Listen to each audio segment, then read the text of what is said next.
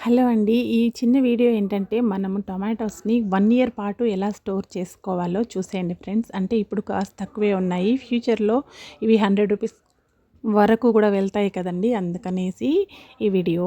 టమాటాలైతే నేను just 2 case తీసుకున్నానండి. దాన్ని బాగా వాష్ చేసి వెనిగర్‌తో వాష్ చేసేసి సాల్ట్ కూడా వేసి తర్వాత వాటిని చిన్న చిన్న పీసెస్‌గా కట్ చేసి ఒక పాత్రలో ఇలా కల్లుప్పు వేసి దాంట్లో వేసుకున్నానండి ఓవర్ నైట్. ఇక వాటిలోంచి వాటర్ ఇంతొచ్చాయండి. ఇక వాటినైతే నేను డాబా పైన ఎండబెడుతున్నానండి. ఎండకు బాగా ఇలా వాటర్ అంతా పిండేసి దీంట్లో వచ్చే జ్యూస్ అంతా పిండేసి ఈ విధంగా నేనైతే పరుచుకున్నాను.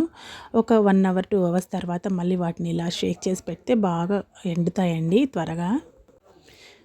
ఆ రోజు ఈవినింగ్ అయ్యేటప్పటికి నాకైతే కొద్దిగా అయితే మిగిలాయి వాటర్. దాంట్లో వేసి మళ్ళీ ఆ జ్యూస్‌లో వేసి మళ్ళీ పిండి మళ్ళీ వాటిని ఎండబెట్టానండి. అలా 1 డే మొత్తం దీనికోసం కేటాయించాను.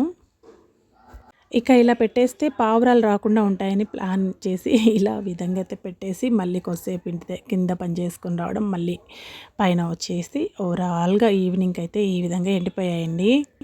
అంటే ఒక 2 డేస్ తర్వాత